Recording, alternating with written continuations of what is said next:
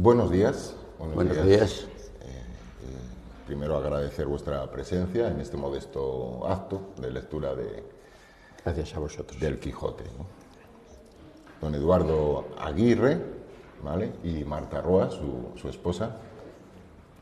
Eduardo Aguirre, reconocido escritor, periodista y cervantista leonés, miembro de la Asociación de Cervantistas y autor de obras como Cervantes y la ternura humorística. Eso es. Bien. Eduardo, usted ha dedicado gran parte de su vida profesional al estudio de Cervantes. Sí. ¿Cuál, a su juicio, es el elemento común más revolucionario del Quijote como obra literaria? Quizás el humor cervantino. Un humor que, a diferencia de la sátira y de la burla, incorpora la ternura, es decir, la compasión, la bondad, la piedad. Cierto. En su libro, Cervantes y precisamente la ternura humorística, explora una faceta particular del estilo cervantino. ¿Podría explicarnos cómo se manifiesta esa ternura? Es decir, en medio de lo que muchos consideran una parodia, sí. ¿Qué particularidad añade? Vamos a ver, la ternura humorística es, por ejemplo, que Alonso Quijano se esté muriendo y Sancho le diga: no se muera mi señor, que todavía nos tenemos que hacer pastores. Eso es ternura humorística. Ternura humorística es que Sancho diga: mi jumento, es decir, mi burro, no me dejará mentir. Lo has escuchado, te has sonreído, se te ha llenado. Eso es ternura. Por supuesto, antes del Quijote ya existía la burla del labrador zoquete y del loco. Lo que hace Cervantes es incorporar ternura, incorporar compasión a algo que ya existía, entre otras cosas porque es consustancial a la naturaleza humana. A mí me gusta decir que en Cervantes humor rima con amor y con dolor. Y tú me podrás decir: bueno, pero ¿cómo se mezclan esas tres emociones, humor, amor y dolor, con ternura humorística? Sí, quizás sea el vínculo que une todas esas. Entonces, es el camino más difícil del humor. La literatura y la cultura española no siguió la vía cervantina, prefirió el seguir a Quevedo, vamos a decirlo así, un genial escritor, pero cruel. No, Cervantes es otro mundo. Entonces, me podrás decir, Eduardo, ¿y qué autores han seguido la ternura humorística? Por ejemplo, Chaplin, por ejemplo, Woody Allen, que son humor, pero también amor y dolor. Y que en todos esos casos nos han conmovido, ¿no? Exactamente, más allá de la risa. Y Marta, ¿cómo es vivir al lado de un enamorado de Cervantes, ¿no? Compartir esa experiencia, ¿no? Día a día. Pues la experiencia diaria es una persona que pone todo su amor y sobre todo lo hace con muchísima pasión. Y verdaderamente yo creo que los resultados de todos sus estudios, que emplea muchísimas horas en su despacho, preparándose, escribiendo, pues verdaderamente pone toda la pasión, y yo creo que los resultados, pues según los cervantistas que él se relaciona, y yo creo que está cogiendo ahora sus frutos de todo el trabajo. Bueno, pongo todo mi amor en el Quijote y todavía me sobra muchísimo para poner todo el amor en mi mujer, ¿no? Caramba. Como bien corresponde. Claro. O sea que no voy a decir al 50% porque gana ella, ¿no? Pero como bien corresponde. Yo creo que, bueno, se esconderá mucho esfuerzo detrás de su labor, pero se le puede considerar un privilegiado, y a usted también una privilegiada de tener a su lado a alguien así. Desde luego. No, es que verdaderamente yo no me aburro con él. Es una persona que no solamente a través de lo que es el estudio de Cervantes, sino que tiene una serie de bagaje cultural que continuamente estoy entretenida. Sin duda, sin duda. La estructura narrativa del Quijote, vamos a decir que es muy compleja o que es extraordinariamente compleja en su época. De hecho se considera la primera, corríjame, se considera la primera novela moderna, ¿no? Sí. La gran primera novela moderna, ¿no? Eso es, entre otras muchas cosas, porque es una novela en la que Cervantes va a crear y va a experimentar con elementos que luego van a descubrir, entre comillas, las vanguardias. Por ejemplo, en la segunda parte del Quijote, Sancho y Don Quijote son conscientes de que son los protagonistas de un libro. Eso es asombroso, eso es pura vanguardia. ¿Cómo puede ser? Pero no solamente eso, es que son conscientes de que hay un libro por ahí apócrifo que es el Quijote de Avellaneda. Para que os hagáis una idea de lo importante que es eso, que es esta innovación de la vanguardia. Unamuno, en Niebla, hace que el protagonista de la novela diga, pero ¿qué tostón es este? Y se planta en casa de Unamuno a protestar. Claro, ¿no? Pero eso ya lo había hecho Cervantes. Cuando a principios del siglo XX Pirandello escribe los personajes en busca de autor, ya lo había hecho Cervantes. Cervantes es un revolucionario asombroso, es un genio. ¿Él era consciente de lo que estaba haciendo realmente? Yo creo que sí, porque eso es una pregunta muy interesante esa que me haces. ¿El genio es consciente de la obra maestra?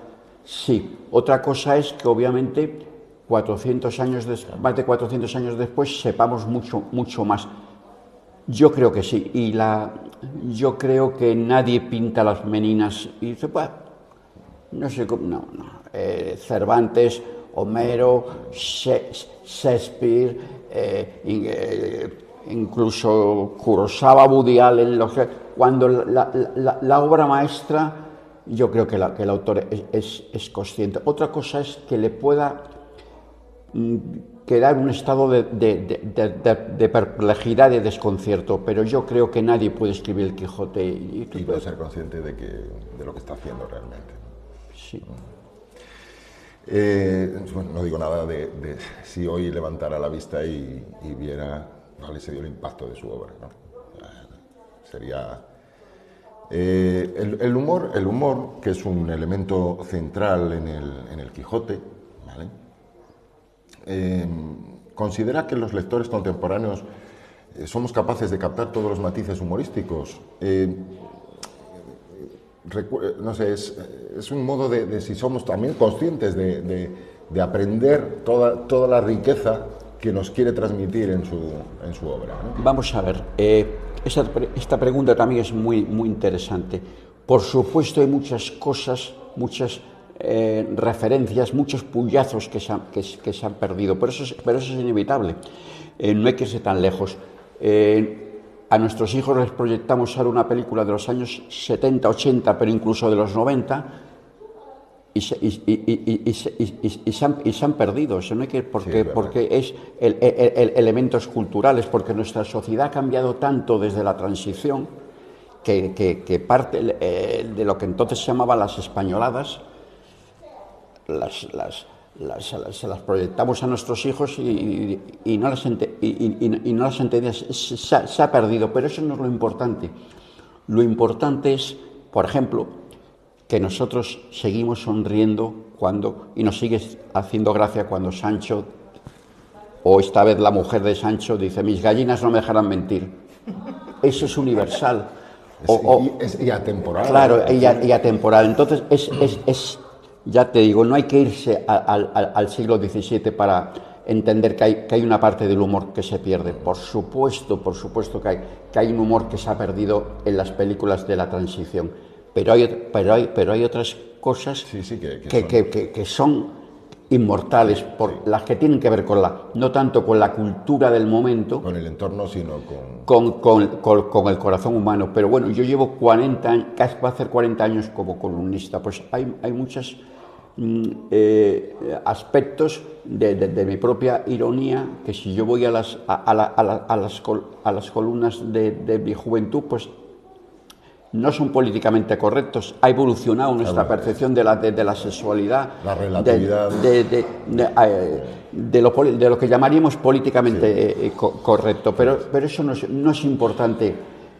Incluso yo estoy convencido de que el Quijote tiene, como digo, puyazos que los lectores entendían. Para empezar, el prólogo está lleno de ironías sin citarle contra Lope de Vega, y que el lector de la época lo entendía perfectamente y además le divertía. A lo largo de su vida habrá releído innumerables veces el Quijote, entiendo, ¿vale? Eso ha hecho, porque a veces las relecturas hacen que uno cambie o capte cosas que a lo mejor no había captado en las anteriores. ¿Cómo ha sido en su caso, no? Pues en mi caso ha sido así. Por ejemplo, en la primera parte hay unas historias secundarias, paralelas, unas historias de amor, Dorotea, Don Fernando, Cardenio, que durante muchos años me han parecido que eran como añadidas. De hecho, añadidas innecesariamente. El propio Cervantes en la segunda parte, en el prólogo, lo dice, pero hoy no lo veo así. Hoy creo, me encantan, porque he sido capaz de verlo desde otro punto de vista, desde la información valiosa que nos aporta sobre cómo eran las relaciones amorosas y sentimentales en la época. Eso durante años, en mis primeras lecturas, no lo captaba así, lo veía como una especie de lastre, ¿no? Es decir, más Quijote y Sancho y menos historias secundarias, pero no, hoy me interesan muchísimo esas historias secundarias. Ajá. Hablaba ahora usted de las relaciones amorosas que describía Cervantes en su obra, sí. y de cómo se reflejaba la mujer hoy en día, que, quizás no sé si debo preguntarle a usted o a Marta. Yo creo que ¿qué opina del sí. papel de la mujer en la obra de Cervantes? El papel de la mujer en Cervantes yo creo que fue un feminista, porque todos los personajes de las mujeres tienen una importancia tremenda por sí solas, y yo creo que le da mucha importancia a las mujeres, y creo que eso es como muy, ¿no? Sí, pero no solamente a los personajes de ficción. Fijaros la gran injusticia que se ha cometido con Catalina, la mujer de Cervantes. Durante muchos años el cervantismo consideró un personaje plúmbeo, gris, anodino, simplemente porque no han quedado datos de cómo era, porque Cervantes no escribió sobre ella. Algo totalmente injusto. Se daba por hecho de que tenía que ser, que la mujer del genio tenía en el fondo ser una mujer que no lo valorase, pero nada de esto. Cervantes escribe el grueso de su obra en la recta final de su vida, en los últimos años, precisamente en la etapa en que está conviviendo con su mujer, con su esposa, porque él aproximadamente entre 15 y 17 años estuvo por Andalucía viviendo fuera. O sea, yo no tengo la menor duda de que la mujer de Cervantes fue fundamental en la vida de Cervantes, aunque no viviesen juntos durante años.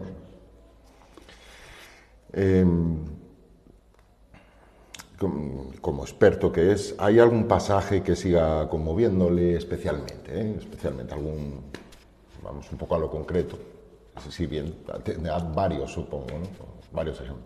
Tengo muchos, pero yo creo que quizá el regreso a casa, el largo regreso a casa, ya en la última parte. Durante mucho tiempo, antes me has preguntado si había capítulos que los veía de distinta forma. Durante mucho tiempo creí, como muchos, que la muerte de Don Quijote no la había sacado todo de Alonso, es decir, de Alonso Quijano, no le había sacado todo el fruto dramático que podía. Hoy lo veo de diferente forma. Hoy esa austeridad con que Alonso Quijano muere pidiendo perdón por los líos o los disgustos que haya poder, eso me parece de una sencillez extraordinaria. Quizás esa forma de terminar en sencillo, y como decía con ese Sancho diciendo, no se muera mi señor que todavía nos tenemos que hacer pastores, eso quizás sea para mí de lo más conmovedor. Yo igualmente entiendo, y sin haber leído, y no me avergüenzo de decirlo, sin haber leído la obra, pero los pasajes que he tenido la oportunidad de leer estremecen y conmueven su forma de expresarse y de transmitirlo. Sí. Y al hilo de esto, es una pregunta que le hago, y le hago a usted. Sí. Para mí y para muchos que, como he dicho antes, no hemos sido capaces de leer el Quijote. ¿Qué le diría a alguien que nunca ha leído el Quijote? Bien porque se ha sentido intimidado en algún momento, incluso por su extensión o su fama. Pues mira, Martín de Riquer, el gran cervantista, uno de los cervantistas más sabios, ¿no?, que hemos tenido en el siglo XX, decía que él solamente envidiaba a un hombre, a aquel que no había leído el Quijote porque todavía le quedaba la felicidad de leerlo. Yo le diría a cualquier persona que tiene intención de leer el Quijote y que no lo haya leído, que no se rinda ante el primer obstáculo, que lo abra al azar y lea y disfrute. El Quijote, como todas las obras maestras, tiene su momento.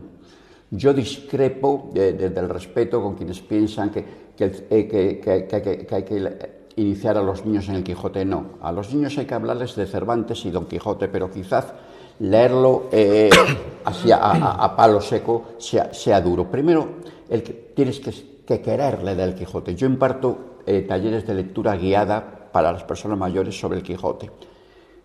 Y son talleres que organiza Asuntos Sociales con la Universidad de la Experiencia y funcionan extraordinariamente bien. ¿Por qué? Porque son gente que quiere estar allí.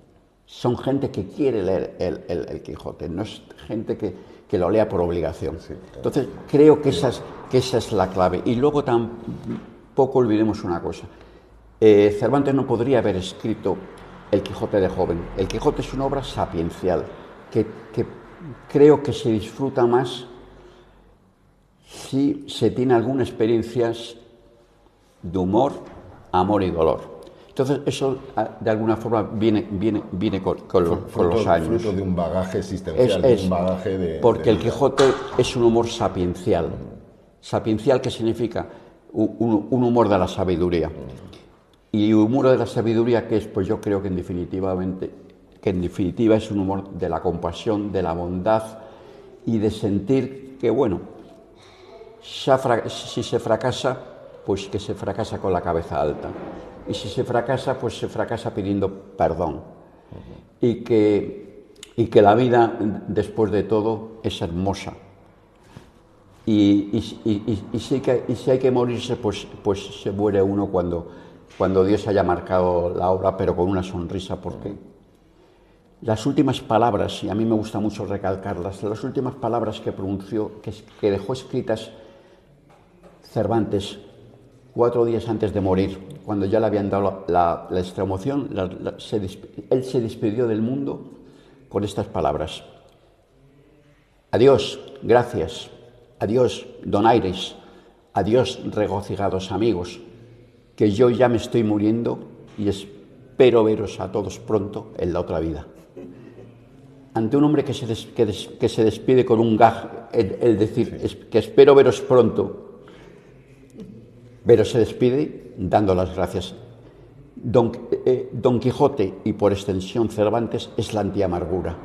Entonces eso es tan hermoso. Estremece escucharle.